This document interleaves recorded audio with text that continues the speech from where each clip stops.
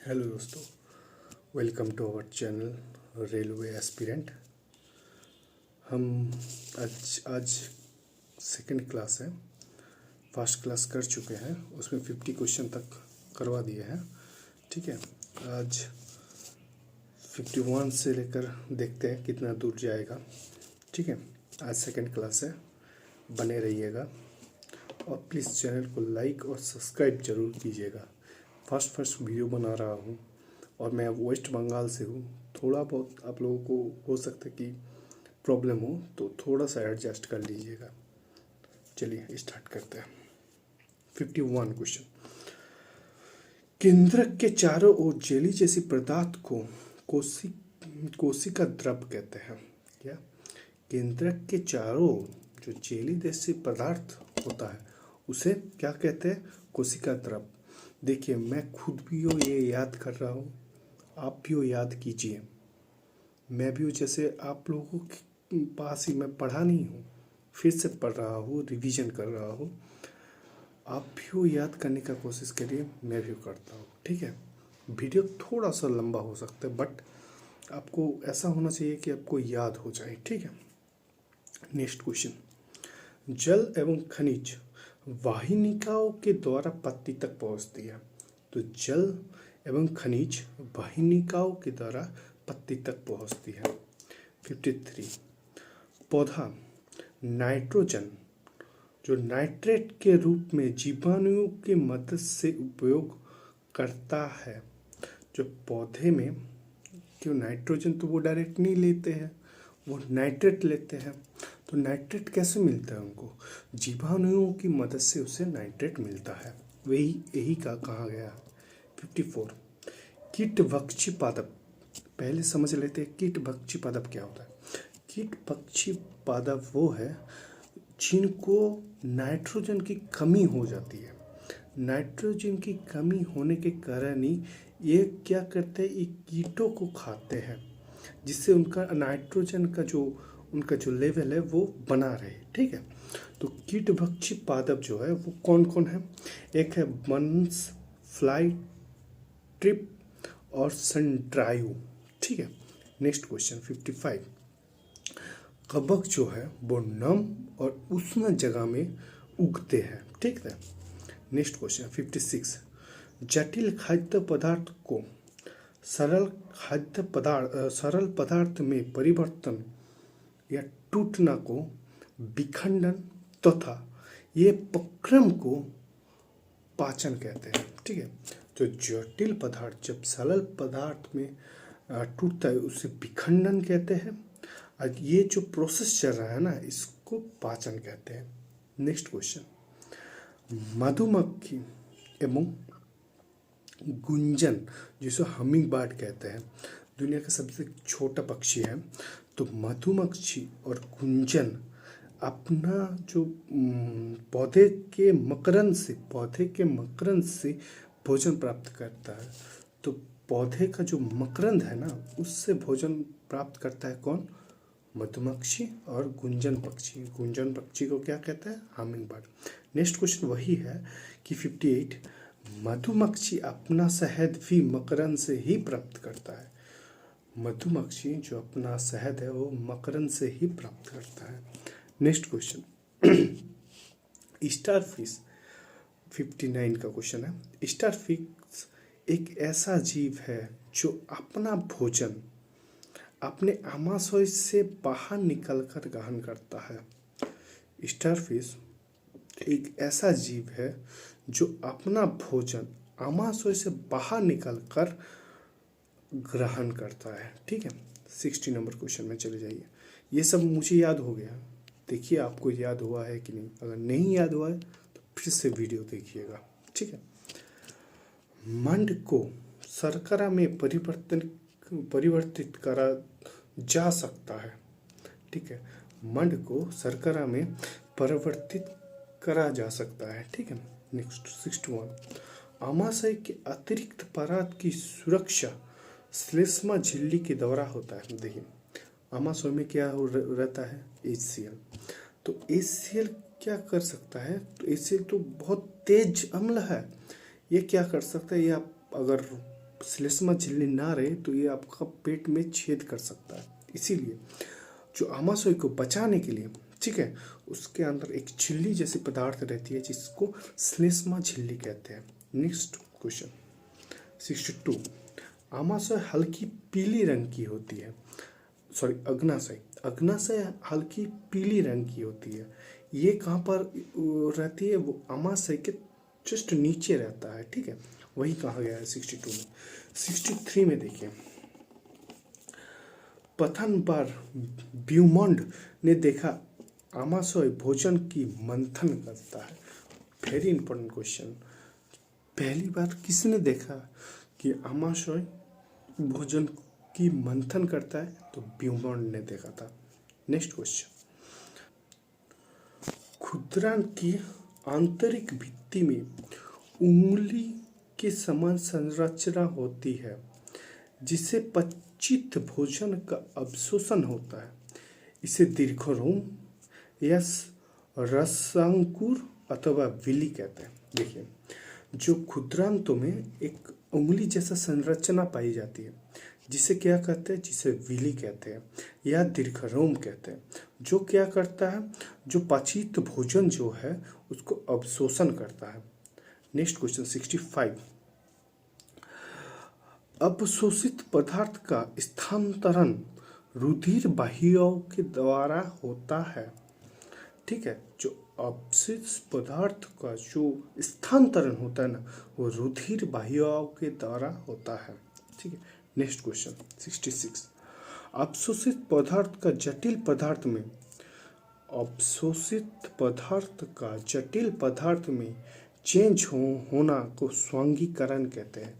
तो अवशोषित पदार्थ जो अवशोषित हुआ है वो पदार्थ को जो जटिल पदार्थ में चेंज होना को स्वांगीकरण कहते हैं, ठीक है।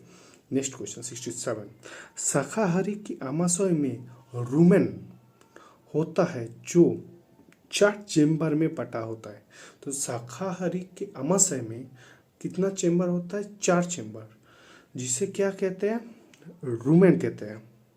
ये रुमेन क्या है? ये आमाशय का ही भाग है। ये भोजन का प्राथमिक संग्रह करता है। रुमेन जो है ना, ये आमाशय का ही भाग है। ये क्या करता है? प्राथमिक संग्रह करता है। नेक्स्ट क्वेश्चन, एमीबा जलाशय में पाए जाने वाला एक कोशिकीय जीव है। तो एक कोशिकीय जीव तो एमीबा है, हमको मालूम है, किंतु इसमें बोला गया है एमीबा जलाशय में पाई जाने वाली, एमीबा जलाशय में पाए जाने वाली एक कोशिकीय जीव है। जलाशय में पाए जाने वाली एक कोशिकीय जीव है। एमीबा के चलन वाले भाग पादप कृत्रिम पाद कहलाते हैं। तो एमीबा को जो चलने वाले भाग को पादप व कृत्रिम पाद कहते हैं।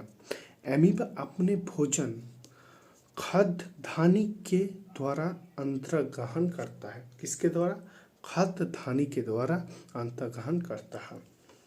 70 नंबर क्वेश्चन देखिए, कार्बोहाइड्रेट का पाचन मुख से ही शुरू होता है। तो कार्बोहाइड्रेट का पाचन कहाँ से होता है? मुख से ही होता है, ठीक है। आप लोगों को बता दूं, ये जो PDF है ये इसके का जो उनका टेलीग्राम का जो चैनल है वहाँ से मिल जाएगा, या तो मैं कम्युनिटी में दे चुका हूँ, कम्युनिटी से आपको मिल जाएगा, ठीक है। वहीं से आप कलेक्ट कर सकते हैं, ठीक है। तो अभी 71 नंबर क्वेश्चन देखिए, 70 क्वेश्चन देखिए, कार्बोहाइड्रेट का पाचन मुख से ही, जो कार्बोहाइड्रेट है वो मुख से शुरू होता है, प्रोटीन वो आमाशय से शुरू होता है, वसा जो छोटी आंत से शुरू होता है। तो 70, 71, 72 खत्म।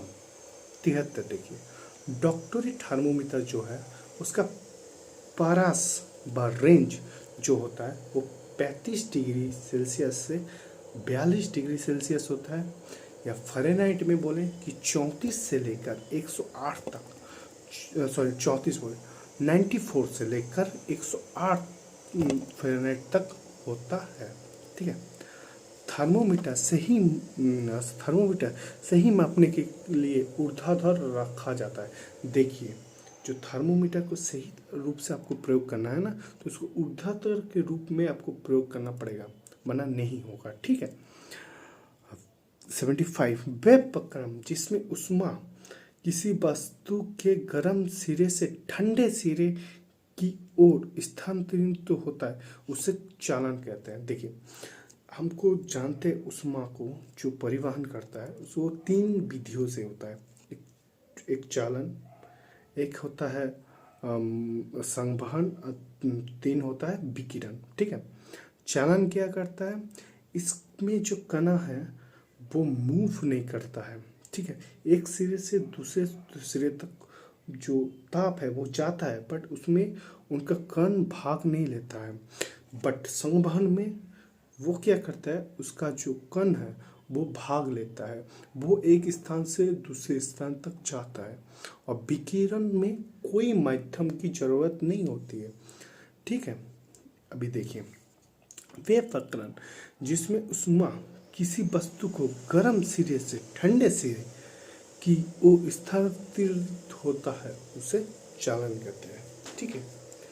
76 नंबर क्वेश्चन, अणुओं के द्वारा उष्मा का संचारण, अणुओं के द्वारा उष्मा का संचारण चालन कहलाता है।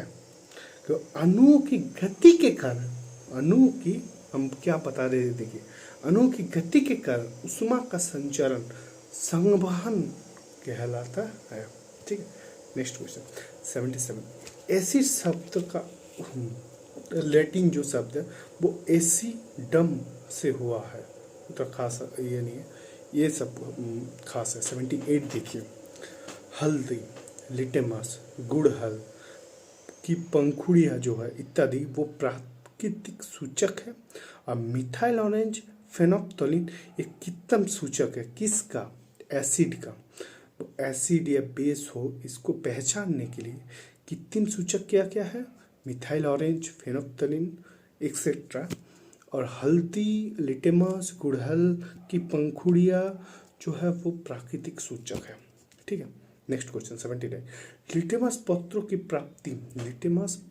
प्राप्ति लाइकन से होती है। Very important question. Next question देखिए 80 नंबर, मिथाइल ऑरेंज अम्लों को लाल, मिथाइल ऑरेंज जो है, मिथाइल ऑरेंज हम तो ऐसे याद रखें, ऑरेंज जो है वो लाल को लाल ही, सॉरी, अम्लों को लाल ही रखेगा।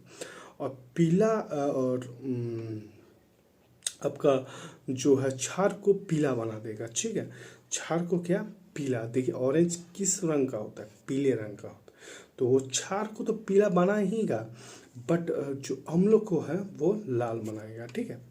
फेनोप्थलीन अम्ल को, ये फेनोप्थलीन अम्ल में कोई रंग नहीं देता है, तो अम्ल में कोई रंग नहीं देता है, पर क्षार में गुलाबी देता है। क्षार में क्या करता है, गुलाबी कर देता है। नेक्स्ट 82, गुड़हल के पुष्प अम्लों को गहरा गुलाबी, ये उल्टा कर देता है, और क्षार को हरा कर देता है। उल्टा मतलब ऐसे नहीं, ऐसे याद रखिए, गुड़हल की पुष्प जो होता है, गुड़हल की पुष्प अम्लों को गुलाबी और क्षार को हरा कर देता है। देखिए, एक अगर फ्लावर लेंगे तो फ्लावर में क्या होता है, ऊपर क्या होता है, गुलाबी कलर टाइप का होता है, जैसे रोज ले लीजिए, ऊपर गुलाबी कलर का होता है, नीचे क्या आपका हरा हो जाता है। तो उसमें याद रखिए, गुड़हल का पुष्प अम्ल ऊपर रहेगा, तो अम्लों को क्या कर देता है, गुलाबी कर देता है। और क्षार कहाँ पर रहेगा, नीचे डंठली में रहता है, तो क्षार क्या करेगा, हरा कर देगा। ऐसे याद रख सकते हैं। ठीक है। गुड़हल की पुष्प।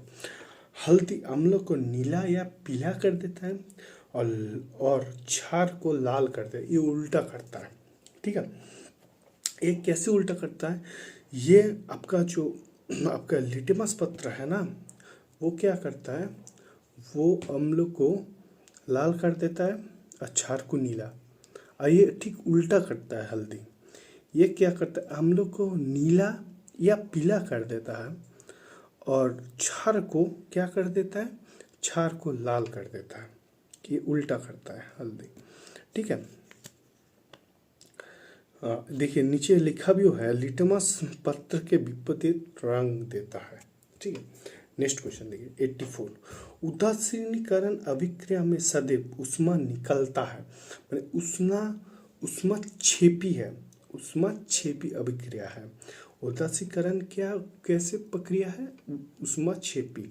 नेक्स्ट देखिए कि केलेमाइन जिसमें जिंक कार्बोनेट होता है, तो केलेमाइन में क्या होता है, जिंक कार्बोनेट।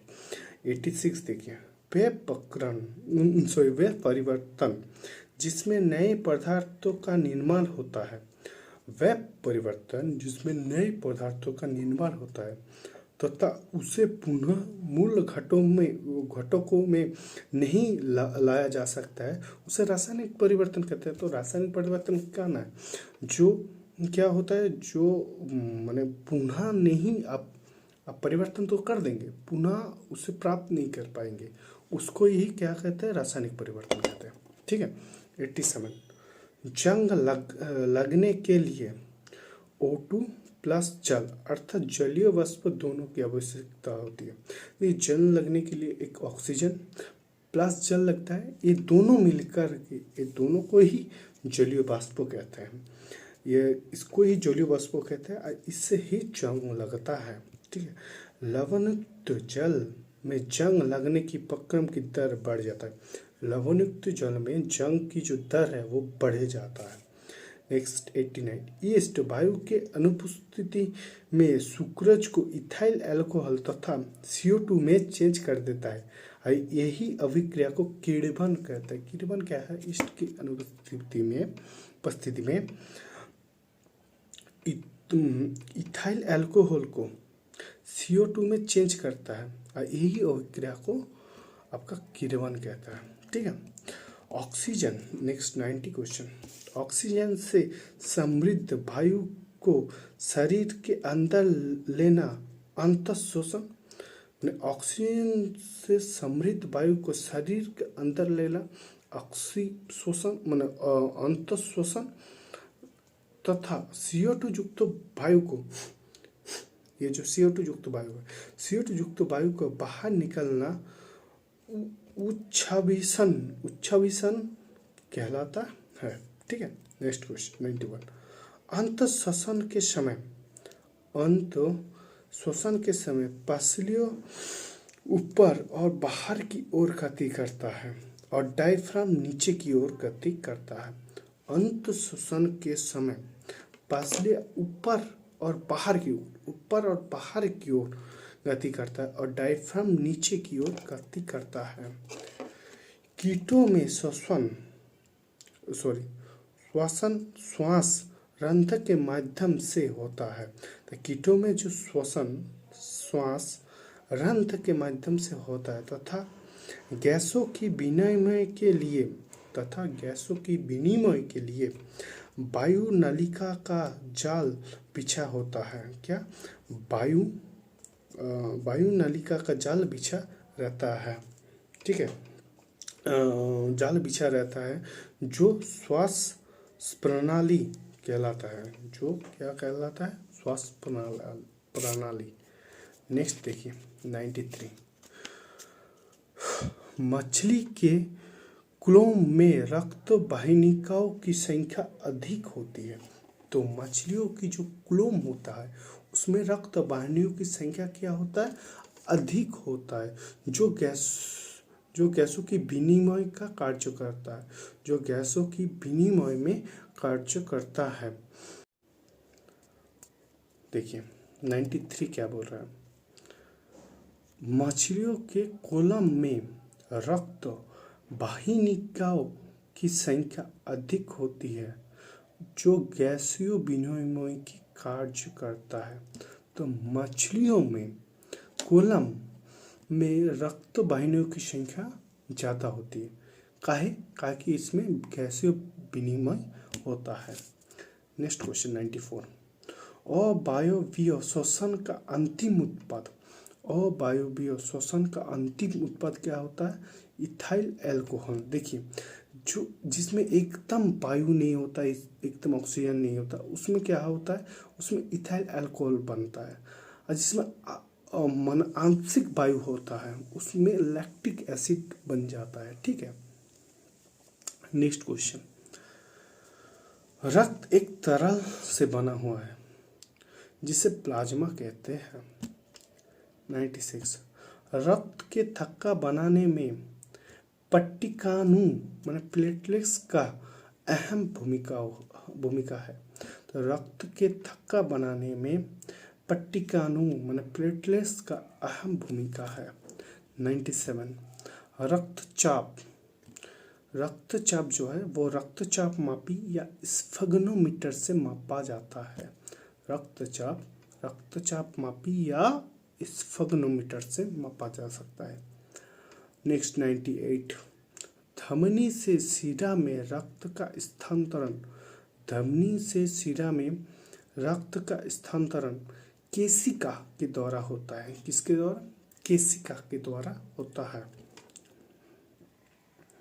हृदय स्पंदन हार्टबीट जो होता है वो लयबद्ध संकुचन और लयबद्ध विसंति के कारण होता है। विसंति का मतलब क्या है? फैलने के कारण होता है। ठीक है, हृदय जो स्पंदन करता है वो स्टेथोस्कोप से मापा जाता है। किससे? स्टेथोस्कोप से मापा जाता है। ये थोड़ा सा और खींच देते हैं क्योंकि बहुत सारा क्वेश्चन है। ठीक है, चलिए 101 देखिए। मूत्र में 95% जल, 2.5% यूरिया तथा 2.5% अन्य अपशिष्ट होता है। ठीक है, ये तो रटने वाला चीज है। 102। पत्ती के द्वारा जल का वाष्प में परिवर्तन। पत्ती के द्वारा जल को वाष्प में परिवर्तन में कौन सहायता करता है? चूसक या खिंचाव बल के कारण होता है। चूसक या खिंचाव बल के कारण होता है। ये वेरी वेरी इंपॉर्टेंट है। 103। मानव शरीर के होंठ जो होता है उसमें श्वेत ग्रंथि नहीं होती। श्वेत ग्रंथि मतलब इसमें आपको पसीना नहीं आएगा। कभी भी वो देखे हैं कि होठों में पसीना आता है? तो होठों में कभी भी पसीना नहीं आता है। ठीक है। 104। अधिकांश पादपों में कायिक अंग के रूप में तना या पत्ती होता है। कायिक अंगों के रूप में तना या पत्ती होता है। ठीक है। नेक्स्ट 105। पुष्प पादप का मुख्य जनन अंग है। तो पादप का मुख्य जनन अंग पुष्प होता है, फ्लावर होता है। ठीक है। 106। पत्ती के कक्ष से जो कलिका व मुकुल निकलता है ये विकसित होने पर कायिक कलिकाएं कहलाती है। ठीक है। नेक्स्ट 107। टहलिया या शकरकंद जो होता है वो जड़ के द्वारा पौधे का उत्पादन करता है। ठीक है। नेक्स्ट 108। नेक्स्ट 108। मॉस और फर्न जैसे पादपों में जनन बीजाणुओं के द्वारा होता है। मॉस या फर्न जैसे पादपों में जनन जो होता है वो बीजाणु के द्वारा होता है। मक्का। Next question 109। मक्का, पपीता, ककड़ी, खीरा एक लिंगी पौधे तथा सरसों, गुलाब और पिटूनिया उभयलिंगी पौधा का उदाहरण है। तो एक लिंगी पौधा का उदाहरण क्या है? मक्का है, पपीता है, ककड़ी है। ठीक है। और उभयलिंगी कौन कौन है? सरसों है, गुलाब है, पिटूनिया है। ठीक है। Next question 110। निषेचन के पश्चात अंडाशय फल में तथा बीजांड बीज के विकसित हो जाता है। तो अंडाशय क्या होता है? अंडाशय फल में तथा बीजांड बीज में विकसित हो जाता है। 110 नंबर। ठीक है। अभी इतने देरी ख़त्म करते हैं, ठीक है, 110 तक, ठीक है, 60 क्वेश्चन हो गया है आज यहीं तक। नेक्स्ट वीडियो में इससे आगे बढ़ेंगे 111 से। धन्यवाद।